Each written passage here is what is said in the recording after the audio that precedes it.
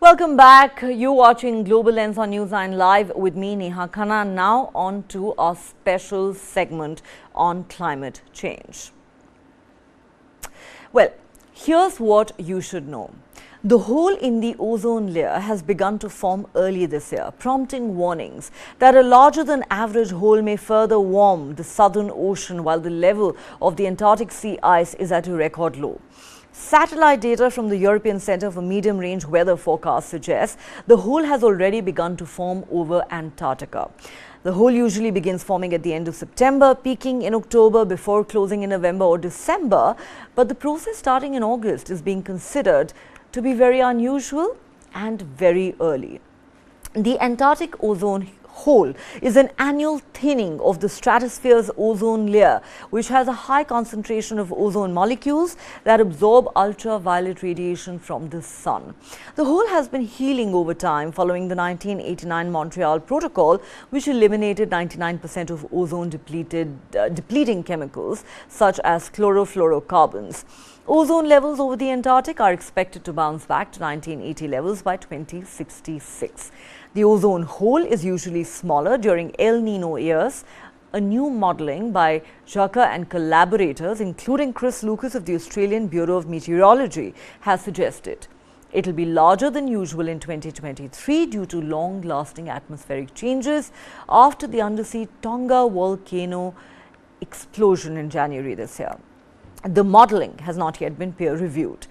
The most rapid growth of the ozone hole occurred in the year 2000. Ice clouds form in the stratosphere when there is more water vapor than usual, allowing ozone-destroying molecules to gather on ice particles. And there is concern about the impact of the hole on Antarctic sea ice, which has hit record lows over the past 2 years. The more ultraviolet radiation reaches Antarctica and the southern ocean means there is more energy available to melt the ice. Now that we have so little sea ice, instead of white ice, there is very dark blue ocean. There is a risk that the southern ocean would then heat up even more and indirectly melt more ice because the water next to the ice is warmer. The ozone hole is basically a human-caused hole in the ozone layer above the South Pole during the southern hemisphere's spring. The ozone layer, which lies high in the atmosphere, shields us from harmful ultraviolet rays that come from the sun. Human activities effectively punched a hole in it through the use of gases like chlorofluorocarbons in spray cans and refrigerants, which break down ozone molecules in the upper atmosphere.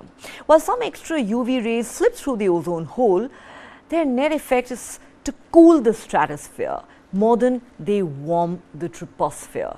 So this increase in ultraviolet rays cannot explain the warming of the planet's surface. However, the role the ozone hole itself plays in global warming and the resulting climate change is small compared to the impacts coming from multiple harmful human activities.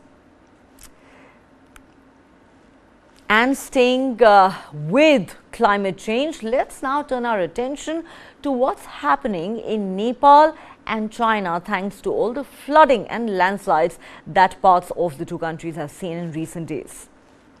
Landslides caused by heavy rain have killed at least one person and blocked a major highway in Nepal this week as the death toll from the annual monsoon rains nears 40.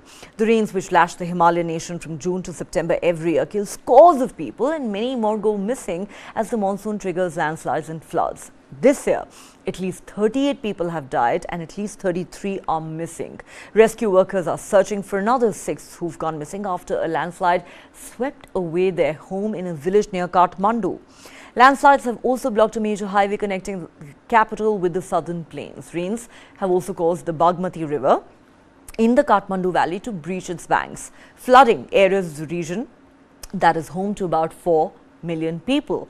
Television channels showed footage of people trying to bail floodwaters out of their homes. Authorities have also asked residents near the eastern Sindhuli River to evacuate as the water level rises.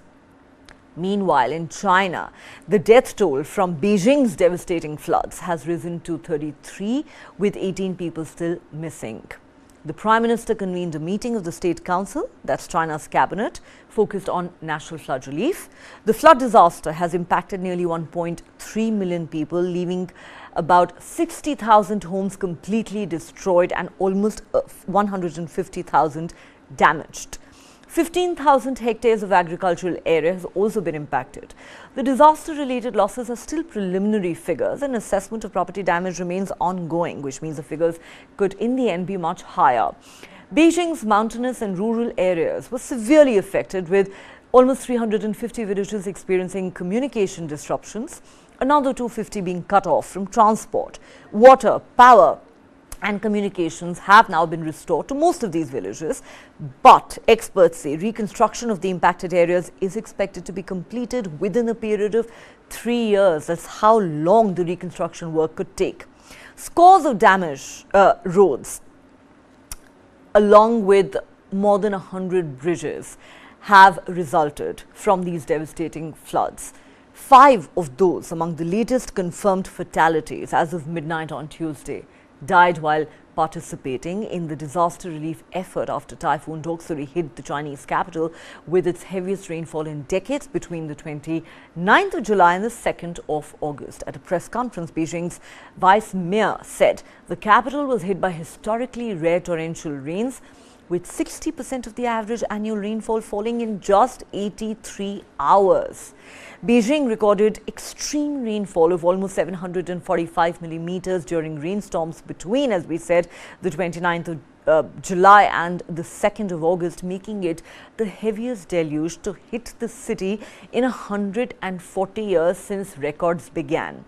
The last extreme rainstorm in Beijing was in July 2012, when almost 80 people were killed, with rainfall exceeding 540 millimeters.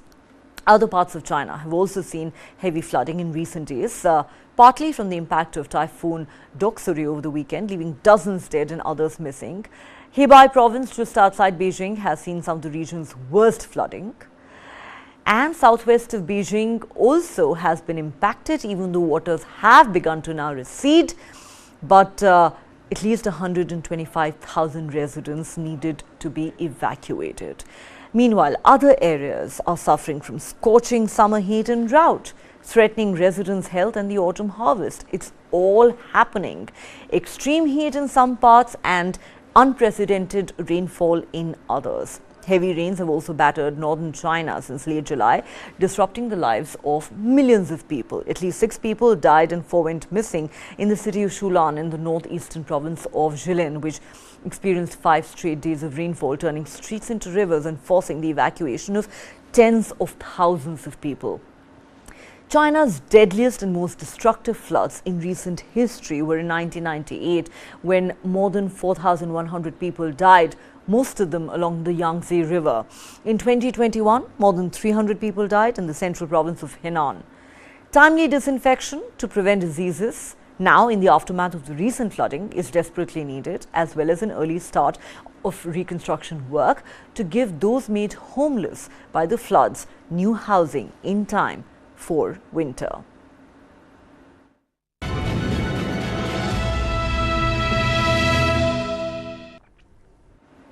All right, on this final segment on Global Lens, we have an interesting story for you. Most people would agree that being good looking has multiple advantages, especially in the dating world. But did you know that good looks could also give you a significant edge over your contemporaries in the professional world and do wonders for your career?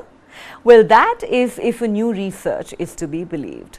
The research has been undertaken by Daniel Hammermesh, a labour economist and professor at the Royal Holloway University of London and at the University of Texas in Austin.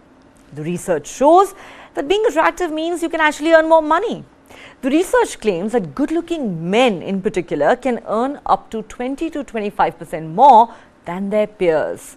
This is often referred to as pretty privilege. Professor Hammermesh has spent the past 30 years studying this particular issue. He says one reason that attractive men earn more probably goes back to the fact that hundreds of years ago, if your face looked good, you were assumed to be healthy. But beauty lies in the eye of the beholder, right? Isn't that what we believe in? Well, the professor argues that there has to be some agreement on what is actually beautiful. He says, if we all beheld things differently, we wouldn't be having this discussion. But in fact, we do behold things very similarly. You walk down a street, I walk down the street, and we see somebody. We won't be perfectly agreed about how the person looks, but we would be pretty close, he says. As per this economist, while employers may not favor attractiveness over experience, it can help people at least score an interview. He says there are a couple of studies showing the better looking people are more likely to get an interview in the first place. We also know that among those employed, they do better. So being good looking helps in all of those stages, from hiring right all the way to the pay process. Does it help somebody at the interview stage? Yes. Does it help somebody going from an interview to getting a job offer? Yes, says the professor. Across different professions, good looks may actually give you a real edge, he insists, referring to a study on the National Football League. He says the better looking quarterbacks who basically direct the team are paid more, presumably because the players pay more attention to them. Even with economists and economics professors, the better looking ones make more money. Who could have thought good looks have anything to do with how well you do as an economics professor? Now, he says good looking people also get better deals when it comes to house mortgages and loans. However, we must add a health warning here. There have been multiple previous studies showing that the very best looking people, especially women, are often viewed as intellectual lightweights or dimwits, and they might actually end up doing not so well in comparison to other women. So we wonder, is this stacked in favor of men too, like so many other unsaid rules? Well, who knows? It really depends on how you perceive this. While it would not be incorrect to say that beauty does lie in the eye of the beholder, but one really does wonder, does the wise professor have a point here? We're leaving you with that thought here on Global Lens. If you have been, thanks so much for watching. Do join us again at the same time tomorrow. Goodbye for now.